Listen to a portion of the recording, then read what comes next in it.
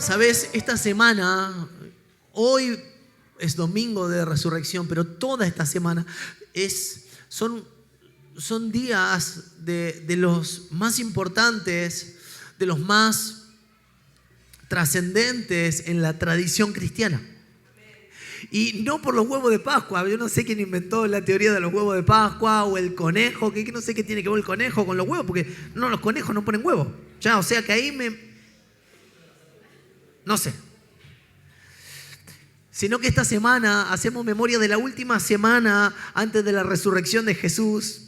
Y recordamos cuando Él entra a Jerusalén, recordamos cuando Él purifica el templo. Si nos seguís en las redes, estuvimos recordando en las historias pasajes específicos que tenían que ver con la última semana antes de la resurrección de Jesús. Si no, seguilos, Cielos Abiertos Funes en nuestro Instagram. Y estuvimos recordando toda esa última semana. Recordamos cuando Él ya estaba sin ningún tipo de miramientos y confrontaba a los fariseos, y cuando Él compartió la última cena con sus discípulos. Bueno, todo esto lo estuvimos recordando, pero esta última semana en la vida de Jesús en la tierra ocurre también en una semana muy importante para el pueblo de Israel.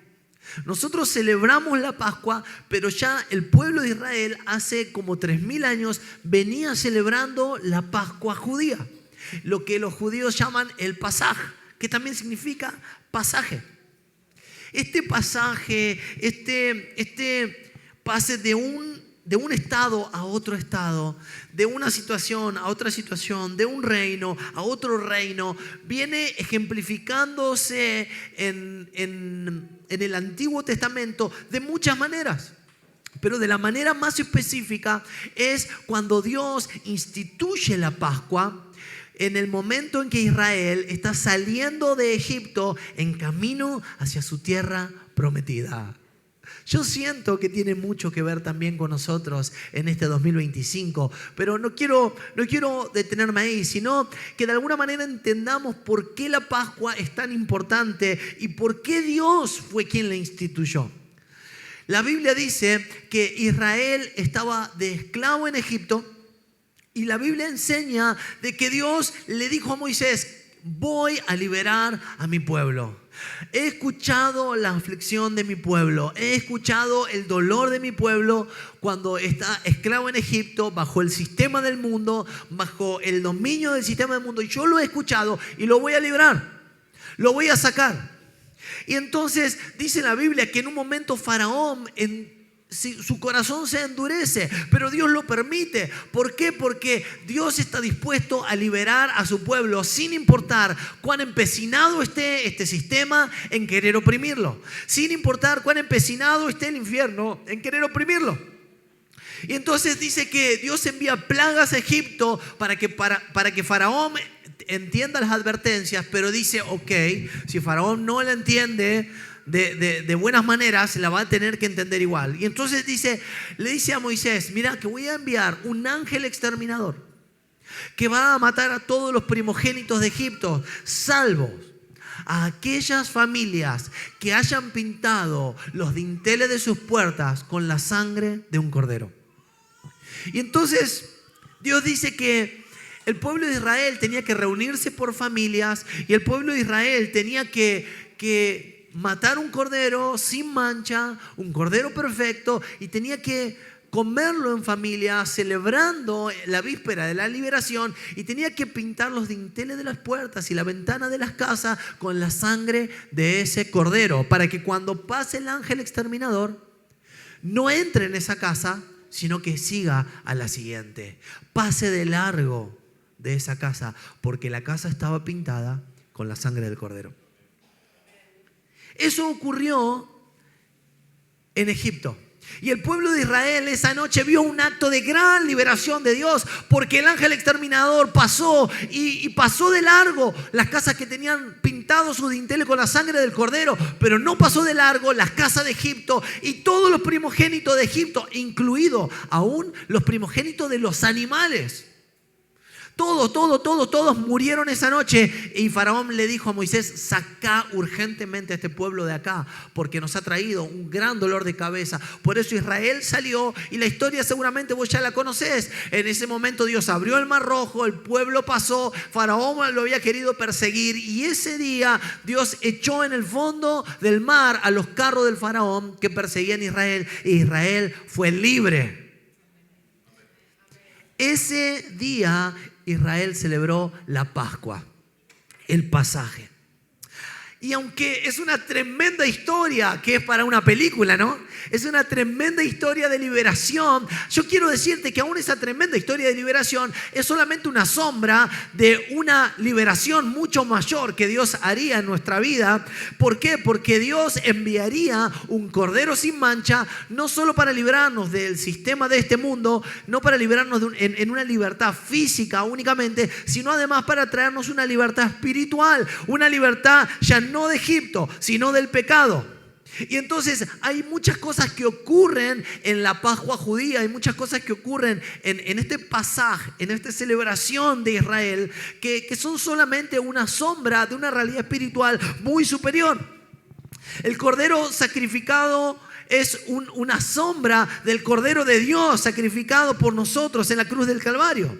La sangre en el dintel es solo un ejemplo de la sangre del Cordero, de la sangre de Jesús derramada en la cruz. El éxodo de Egipto es solamente un ejemplo de un éxodo, de una salvación del pecado, de un salir del sistema de este mundo, de salir del pecado para entrar en una vida abundante.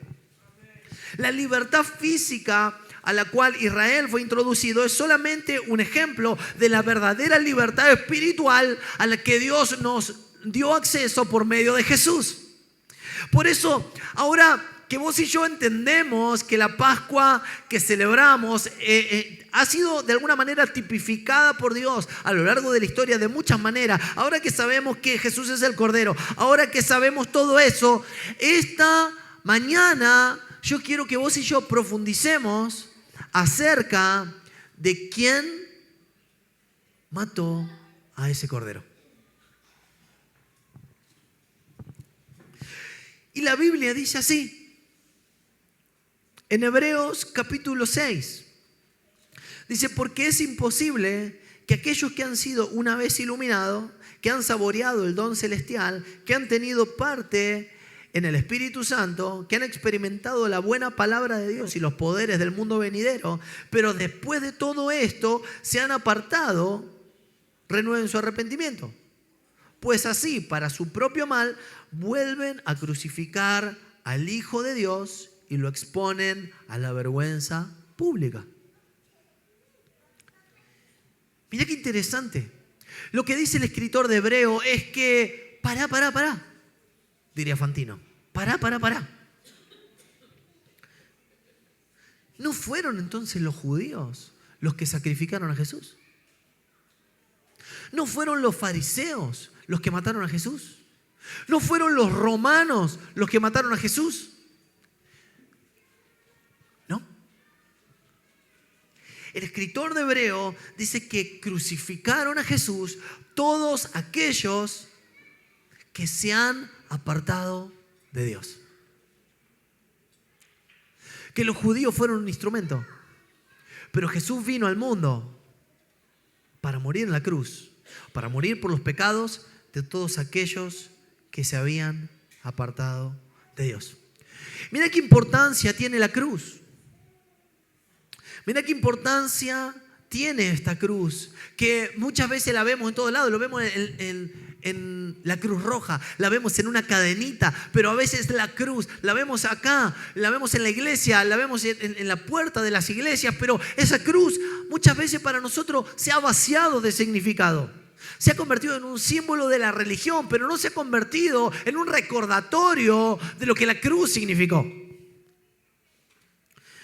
¿Sabes? La cruz nos recuerda una y otra vez el sacrificio del Cordero de Dios entregado por nosotros. La cruz no es un recordatorio fresco que todo el tiempo viene a nuestra memoria de lo que Cristo padeció.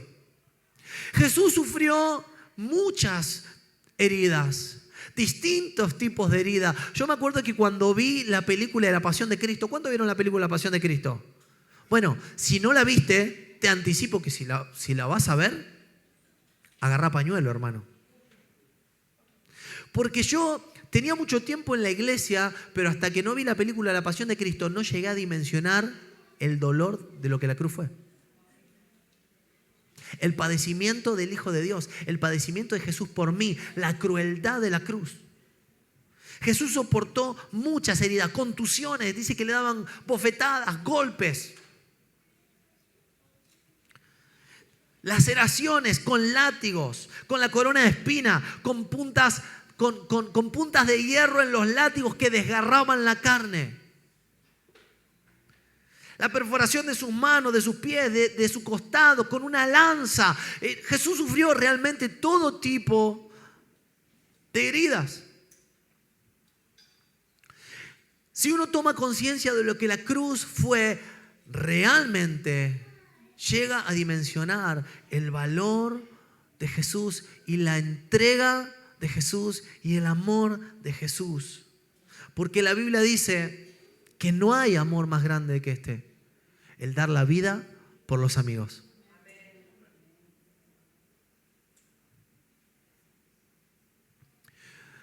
La cruz está cargada de significado y necesitamos recordar lo que la cruz significó. Tal vez una buena manera de recordar lo que la cruz significó no sea solamente recordando todas las heridas de Jesús, sino que tal vez podemos escuchar las últimas palabras de Jesús en la cruz. Jesús está en la cruz y con las pocas fuerzas que queda, dice cosas solamente como las que uno diría cuando está a punto de partir, ¿no? Y lo primero que vemos en la cruz es al Hijo de Dios golpeado, dolido, lacerado, sangrando, con falta de oxígeno, con tanto dolor, pero fundamentalmente con el mayor de todos los sufrimientos.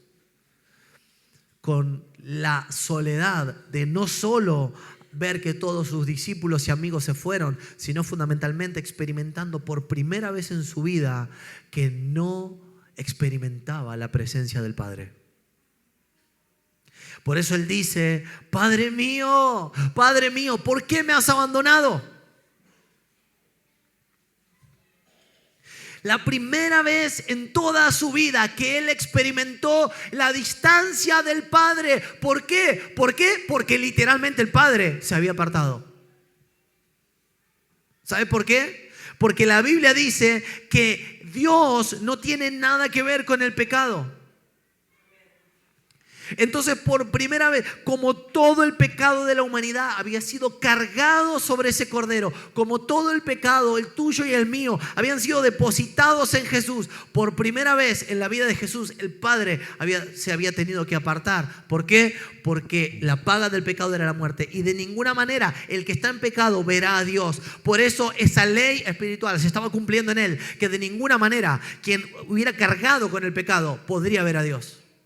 Dice: todos pecaron, por lo tanto están destituidos de la gloria de Dios. ¿Sabes qué? Esa tarde, en el medio del dolor y en el medio de la soledad humana, Jesús experimentó el estar destituido de la gloria de Dios, aunque no lo merecía.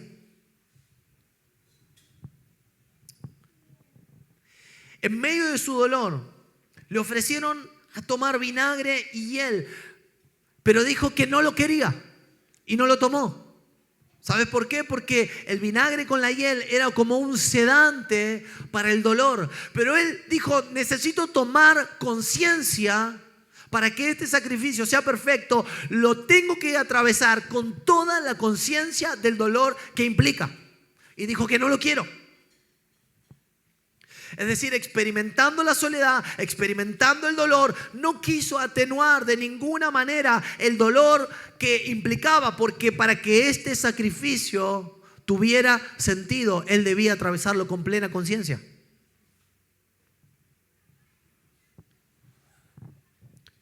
Lo tercero que dijo fue una frase que sin duda es una de las más tremendas que nos podamos imaginar. Porque había quienes se burlaban de él. Había quienes le clavaron una lanza en su costado. Había quienes le pusieron una corona de espina diciendo, mira el rey de los judíos cómo terminó. Y en ese momento de gran dolor y de gran aflicción y de gran soledad, ¿sabes qué dijo él? Padre, perdónalos, porque no saben lo que hacen. Yo siento que esa frase, esta semana meditaba sobre esa frase. Esta frase es la que cada día hace que la misericordia del Señor se renueve por mí. Porque una y otra vez me siento equivocándome, me siento no estando a la altura de las circunstancias, del sacrificio de la cruz. Una y otra vez me siento que me puedo desviar, una y otra vez caigo en incredulidad, una y otra vez me enojo, me da bronca tal cosa, una y otra vez me pasa, una y otra vez no entiendo el valor de lo que Dios me ha dado, no pierdo la gratitud, pierdo la paz, me cargo de ansiedad, una y otra vez, y tengo que venir a arrepentirme y siento que la única oportunidad, la única ventana de oportunidad para mí aparece porque esta frase de Jesús aún resuena en la eternidad. Padre, perdónalo. No sabe lo que hace.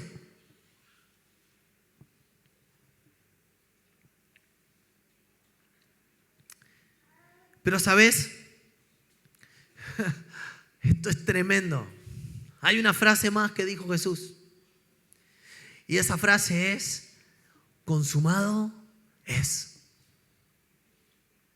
Juan 17 dice que Jesús ora antes de la cruz y dice, Padre, he terminado el trabajo que me diste. Escucha, Juan 17 dice, Padre, he terminado el trabajo que me diste. Jesús tenía muy en claro que Él había venido para morir en la cruz. Y sabes, Él podría haberse quedado sanando más enfermos. Decime si no era buenísimo eso. Él se podría haber quedado más tiempo resucitando más muertos. Y hubiera sido genial, ¿o no? Él se hubiera quedado, tal vez, liberando a más endemoniados. Y hubiera sido buenísimo. Y hubiera sido muy popular. ¿Sí o no? De hecho, Él lo hizo. De hecho, muchas veces Él lo hizo. Alimentó a las multitudes, liberó a los cautivos, sanó a los enfermos. ¿Sabes por qué? Por compasión lo hizo. Pero ese no era su trabajo principal. Su trabajo principal era la cruz. Su trabajo principal era la cruz. Por eso dijo, mi trabajo está hecho, Padre. Consumado es. Lo que me mandaste a hacer, eso lo hice. ¿Sanó a los enfermos? Sí. ¿Multiplicó los panes y los peces? Sí. En nuestra vida Él de hecho lo hace muchas veces. Por compasión lo hace. Sí. Pero ¿sabes qué? El trabajo principal de Jesús era la cruz. ¿Por qué? Porque tu alma, tu espíritu que está dentro de tuyo, hoy está dentro de tu cuerpo. Pero mañana cuando te toque partir, tu cuerpo irá a otro lado y vivirá en otro lado. Y ¿sabes qué? La pregunta es, ¿dónde va a estar tu espíritu? La pregunta es, ¿dónde va a estar mi espíritu?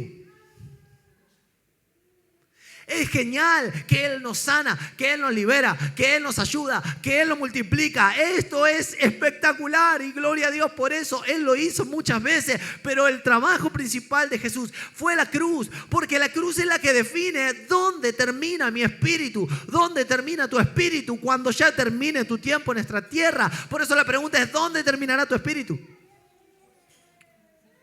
¿Te has preguntado dónde terminará tu espíritu cuando ya no estés en esta tierra? Esa pregunta solamente se contesta dependiendo de lo que vos y yo hagamos con la cruz. Esta pregunta se contesta en la cruz. La decisión que vos y yo tomemos respecto de la cruz depende de lo que vos y yo decidamos en la cruz. Por eso el trabajo principal de Jesús era la cruz. ¿Sabes? En la cruz se toman decisiones. En la cruz te dicen, hey chabón, ¿de qué lado estás? En la cruz hay que tomar una decisión, como ocurrió en aquel momento. Él estaba crucificado al lado de dos ladrones. Y cada ladrón tomó una decisión respecto de la cruz. Durante muchas horas, como durante 6 horas, Jesús sufrió en la cruz, y estando en la cruz, los ladrones, los soldados y la multitud se burló de él. Pero pasando las 6 horas, uno de los ladrones empezó a ver que ese que estaba en la cruz no se defendía. Pasando las horas, vieron que ese que estaba en la cruz decía: Padre, perdónalos, porque no saben lo que hacen. Estando sufriendo el dolor, estando sufriendo lo mismo que los 2 ladrones, en vez de agredir a la multitud, en vez de burlarse, en vez de tomarla y él, en vez de hacer todo como cualquiera de nosotros hubiera hecho, el que estaba en el medio, en la cruz, fue distinto. Y sabes, el ladrón, uno de ellos, luego de 6 horas de burlarse de Jesús, dijo: ¿qué estamos haciendo?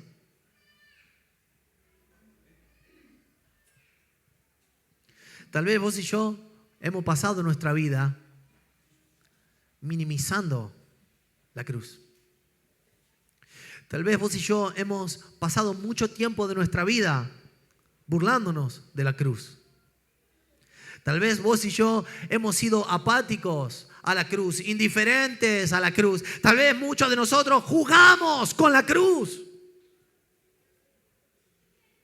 Pero ese ladrón dijo: ¡paren! Porque este que está en la cruz no es como nosotros.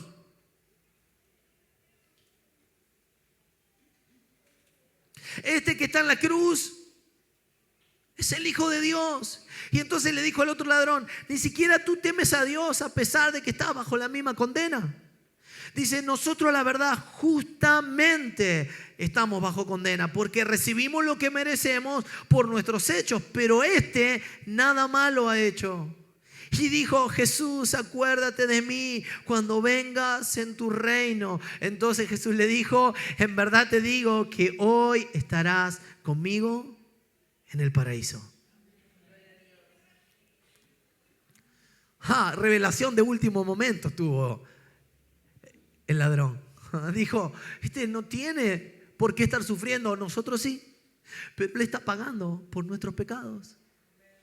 Él está pagando por nuestros dolores. Él está pagando por nuestras enfermedades. Él está pagando por nuestra terquedad. Él está pagando por nuestra rebeldía. Él está pagando por nuestra apatía. Él está pagando por nuestra indiferencia. Él está pagando por nuestros pecados. Nosotros tendríamos que estar en la cruz y Él no. Y Él está decidiendo tomar nuestro lugar. Y entonces le dice: vos sos el Hijo de Dios, acordate de mí. Una de las traducciones no dice Jesús, dice Señor. Acuérdate de mí cuando estés en tu reino. Y Jesús le dice: hoy estarás conmigo en el paraíso. La cruz te lleva a decidir. La cruz te lleva a tomar decisiones. Si vas a arrepentirte o vas a seguir con tu vida. La cruz es un símbolo que nos recuerda que la paga del pecado es la muerte, que no podíamos pagar nosotros mismos y alguien más tomó nuestro lugar. Jesús murió en la cruz para que vos y yo tuviéramos vida abundante y la cruz nos obliga a decidir. La cruz nos obliga a dejar de jugar. La cruz nos obliga a tomar conciencia. La cruz nos obliga. La cruz nos desafía, nos interpela. La cruz nos exhorta. Es un llamado de atención que permanecerá ahí por los siglos de los siglos, recordándonos que alguien tuvo que tomar nuestro lugar. La cruz te obliga a decidir si seguir a Jesús o seguir tus propios caminos. ¿Escuchaste eso? La cruz te obliga a decidir si seguir a Jesús o seguir por tus propios caminos. Y seguir a Jesús implica al menos 3 cosas. 1, arrepentirse del pecado. Es decir, cambiar el sentido de mi vida. Yo venía haciendo mi propia voluntad, pero me arrepiento de mis pecados. ¿Para qué? Para seguirlo a Jesús. Yo tengo una frase, ¿no?, que a veces repito en consejería. Si, hermano, vos querés ir para arriba, lo que te pido por lo menos es que dejes de cavar. Yo quiero restaurar mi matrimonio. Bueno, deja de maldecir a tu esposa, por lo menos. Deja de cavar.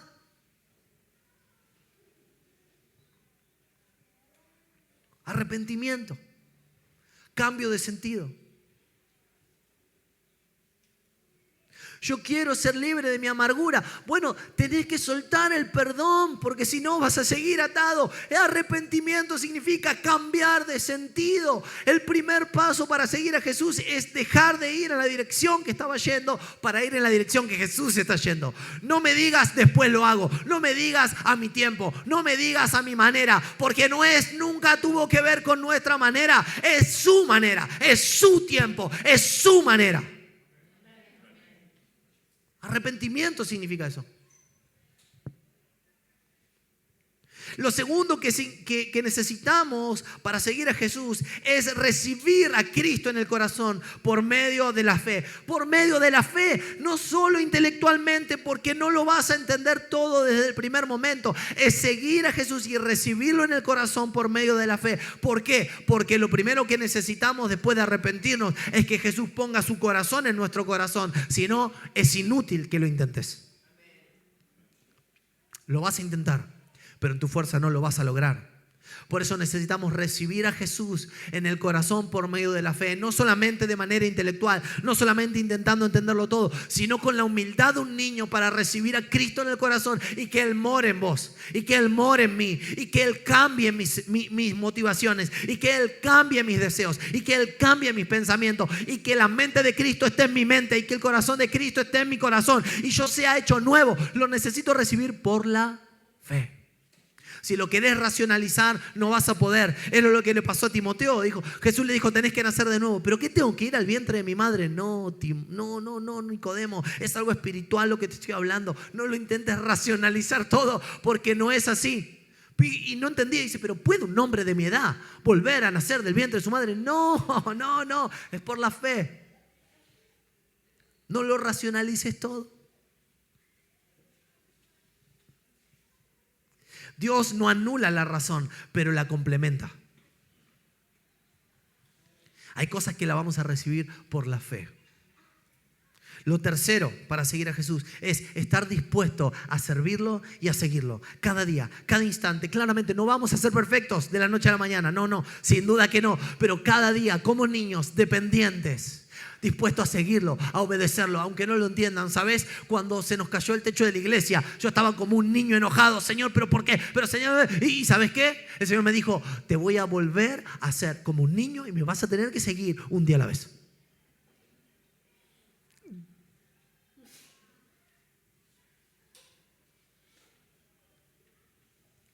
Tenés que estar dispuesto a seguirlo y obedecerlo como un niño, aunque no entiendas, aunque eso cambie tus esquemas, aunque cambie tus planes, aunque yo tenía ordenadita mi vida así, que a tal hora hacía esto, que a tal día hacía esto, que tal, ¿sabes qué? Lo vas a hacer a mi manera, dice el Señor. Tenés que estar dispuesto a seguirlo y a obedecerlo. Esto nos da la idea de que Jesús no viene a pedirte un poco, te pide toda la vida. Por eso dice que si confiesas con tu boca y crees en tu corazón que Jesús es el Señor, es decir, el que gobierna, el que tiene autoridad sobre tu vida, el que tiene el dominio sobre tus planes, el que tiene la autoridad sobre tus sueños, si podés recibir a Cristo como tu Señor, como tu Salvador, entonces serás salvo.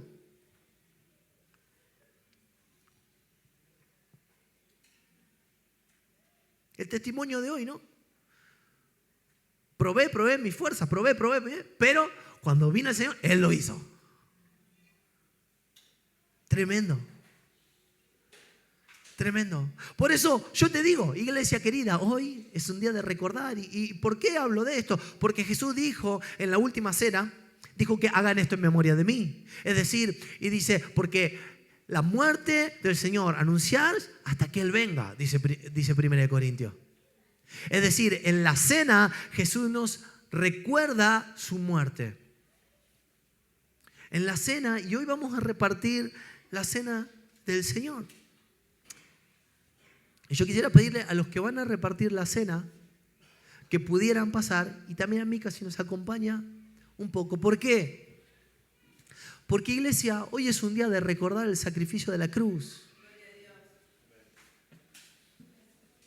Porque iglesia, hoy es el día de tomar decisiones. De no postergar, de no seguir. Mira, yo no sé si tendremos otra oportunidad mañana. Yo lo único que te digo que hoy es el día favorable para tomar la decisión. Ninguno de nosotros tenemos asegurado un mañana. Por eso hoy es el día de tomar una decisión. A veces nos sentimos omnipotentes y pensamos que total tengo tiempo y ¿sabes qué? No sabes si mañana Dios te reclama tu alma. Por eso el día de tomar una decisión es hoy.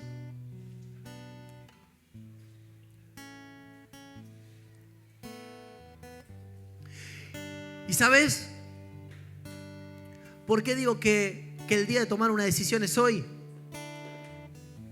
Proverbio dice que el hombre que al ser reprendido se vuelve terco, de repente y sin remedio será quebrantado.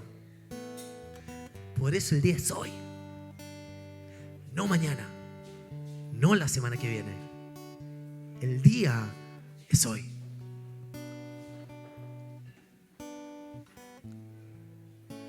Esta semana es una semana especial.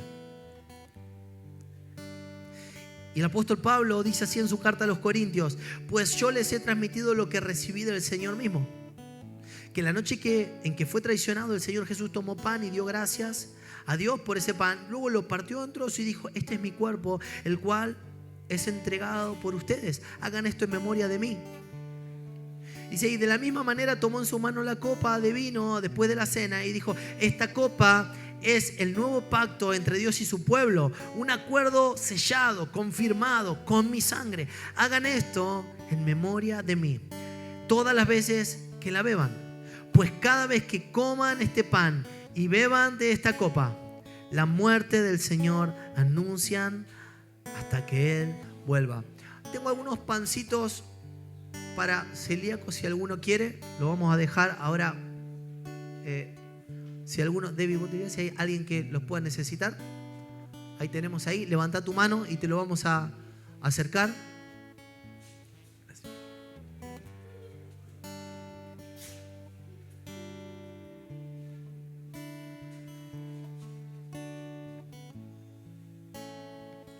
Por eso hoy te digo que celebramos esta cena del Señor anunciando la muerte del Señor hasta que Él venga. Tomamos conciencia de lo que la muerte de la cruz significó. Tomamos conciencia de lo que la muerte de Jesús significó. ¿Sí o no? ¿Estás ahí?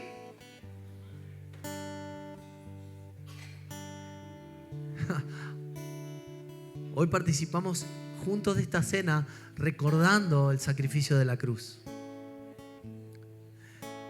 Confrontándonos a decidir si seguir a Jesús o seguir en nuestros propios caminos. ¿Cómo estás con el Señor? Yo quiero invitarte que ahí donde estás, cierre tus ojos un minuto y puedas ponerte a cuenta con Dios. Y si hay algo en lo que necesitas entregarle tu vida a Jesús, hacelo. Y si necesitas entregar tu vida nuevamente a Jesús, hacelo. Y si necesitas saber que salís de acá habiéndole dado tu vida y siendo salvo, hacelo en este momento. No te preocupes por lo que pasa a tu alrededor. Si necesitas pedirle al Señor perdón por algo, hacelo ahora.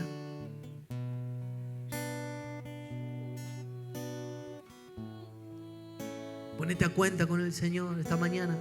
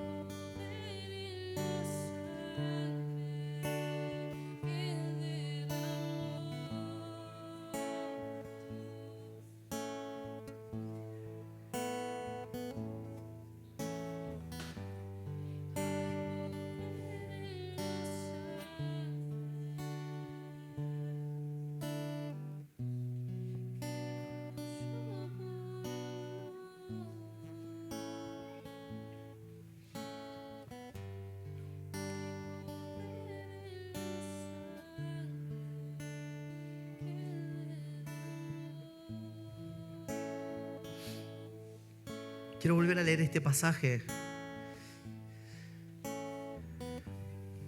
de 1 Corintios, en la que Pablo explica a la iglesia lo que él recibió de parte del Señor. Dice, pues yo le transmito lo que recibí del Señor. Lo que yo hoy te comparto, iglesia, no es algo que se me ocurrió a mí, es algo que la palabra de Dios enseña. Y lo que yo quiero transmitirte y enseñarte esta mañana, lo que recibimos de parte del Señor. Que la noche que Jesús fue traicionado, el Señor Jesús tomó pan y dio gracias a Dios por ese pan. Luego lo partió en trozos y dijo, este es mi cuerpo, el cual es entregado por ustedes. Jesús dijo, porque no hay amor más grande que dar la vida por sus amigos. Y literalmente Él hizo eso. Su cuerpo fue lacerado y lastimado por cada uno de nosotros. Por eso Él se entregó. Él dijo, yo podría orar a mi Padre y Él enviaría 12 legiones de ángeles, serían como 72.000 ángeles. Pero Él decidió no hacerlo para entregarse por nosotros y morir en nuestro lugar. Por eso dijo, este es mi cuerpo, el cual es entregado por ustedes. Hagan esto en memoria de mí. Yo quisiera que pudiéramos participar de este pan, haciendo memoria del sacrificio de Cristo por nosotros, para entender el amor de Dios por cada uno de nosotros. El amor individual, general para todos, pero particular para mí.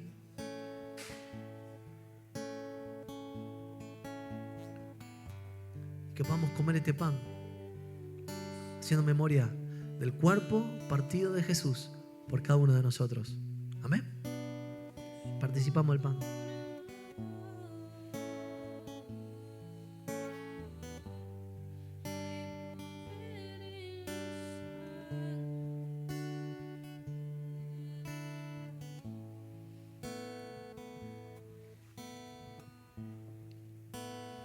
Dice, de la misma manera tomó la copa de vino después de la cena y dijo, esta copa es el nuevo pacto entre Dios y su pueblo. ¿Sabes? Cuando en la Biblia se habla de pactos, siempre hay un derramamiento de sangre. Los pactos se sellaban con sangre. Y dice, es decir, hay un costo. Hay un costo. Estoy dispuesto a pagar un costo para que este pacto se mantenga. Y Jesús dice, este pacto tendrá un costo muy alto, pero para mí vale la pena, porque es el pacto de Dios con su pueblo. Y dice, de la misma manera tomó su mano la copa de vino y dijo, esta es la copa, es el nuevo pacto entre Dios y su pueblo.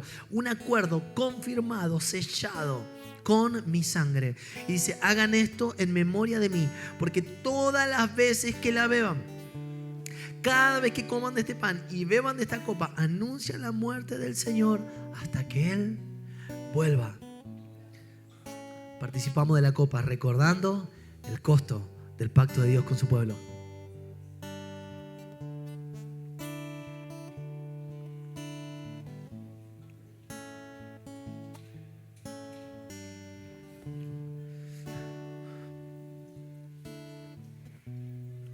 Mirá lo que dice. Quiero terminar con esto.